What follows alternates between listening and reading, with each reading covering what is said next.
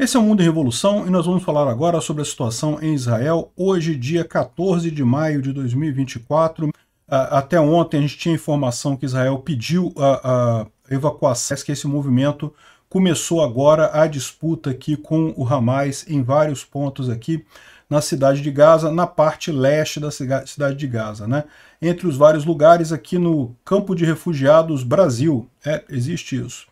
Enfim, aqui no centro, em Nuseirat, Israel atingiu um posto de comando do Hamas que funcionava, adivinha onde? Dentro de uma escola da UNRWA, né?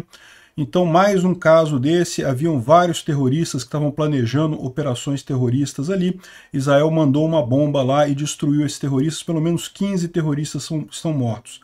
O Hamas, evidentemente, está falando que não, bombardearam uma escola, olha que absurdo, não pode, mataram pessoas numa escola, coisa e tal, aquele velho papo que você já conhece, né?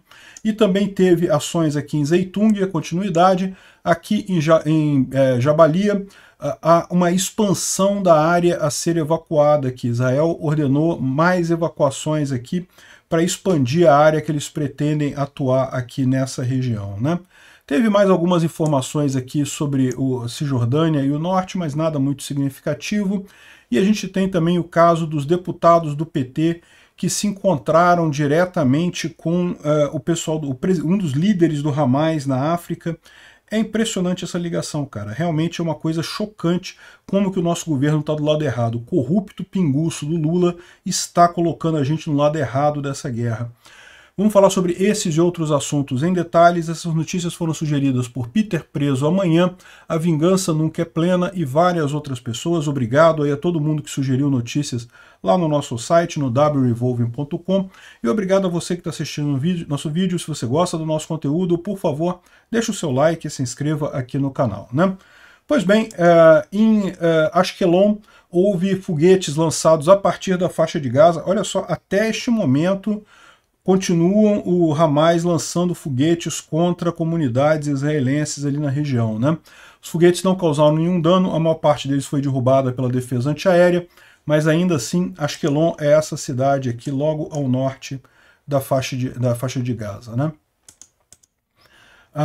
Os correspondentes da Al-Arábia dizem que os tanques israelenses começaram a se mover a partir da área do cruzamento de Rafah em direção ao centro da cidade.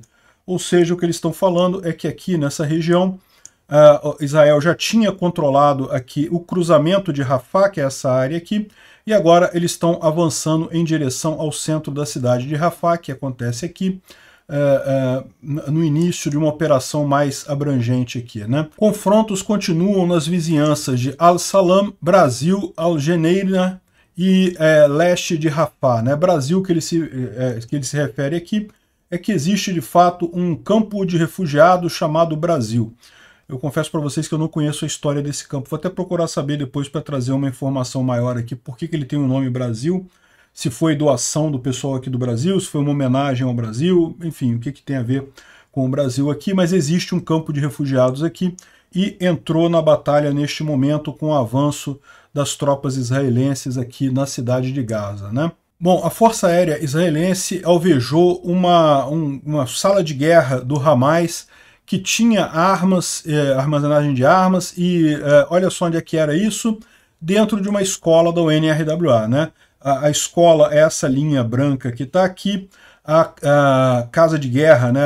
A sala de guerra do Hamas era essa estruturazinha aqui que foi alvejada, né? Israel usou munições de precisão para evitar atingir civis que porventura estivessem ali e eliminaram 15 terroristas, inclusive alguns que tomaram parte no massacre do dia 7 de outubro, né? Então, ou seja, foi um ataque a esse pedacinho da escola aqui, que era onde estavam sendo organizadas atividades do Hamas ali, né?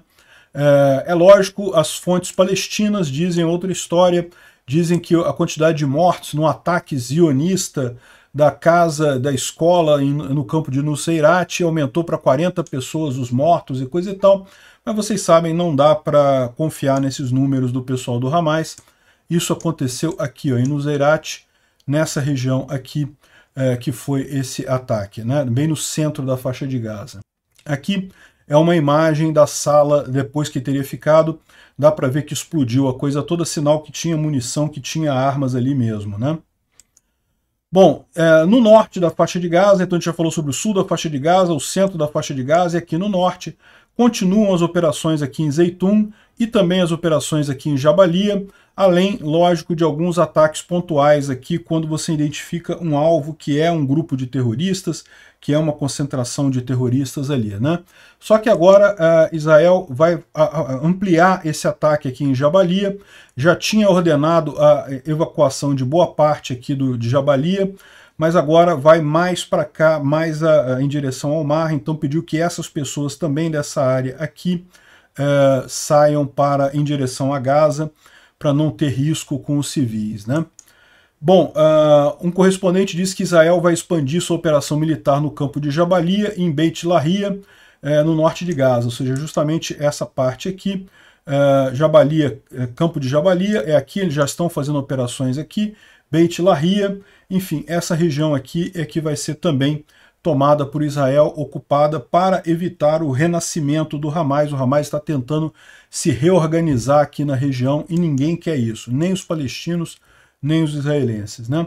Lá no norte de Israel, no sul do Líbano, continuam alguns ataques aqui do pessoal do Hezbollah contra o território israelense. A gente falou sobre alguns casos ontem, inclusive, e hoje teve a resposta ao ataque de ontem do Hezbollah, com vários casos aqui. Um exemplo é esse daqui, na cidade de Rashaya al-Fakar e Kafr Haman, no sul do Líbano, foi atingido alguma coisa aqui por Israel nessa região, né? Além disso, também teve várias operações policiais aqui na Cisjordânia, mas nada muito significativo, nada digno de nota, né?